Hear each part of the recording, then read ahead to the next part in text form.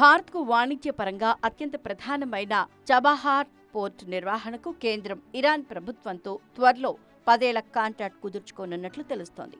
ఇందుకోసం భారత నౌకాయాన శాఖ మంత్రి సర్బంద సోనోవాల్ త్వరలో ఇరాన్ వెళ్లనున్నట్లు జాతీయ మీడియా పేర్కొంది.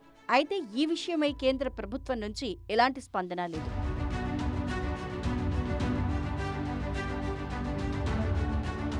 గల్ఫ్ ఆఫ్ ఒమన్ వెంబడి ఇరాన్ ఆగ్నేయ సముద్ర తీరంలో ఉన్న చాబహార్ పోర్టును భారత్ అభివృద్ధి చేస్తున్న విషయం తెలిసిందే.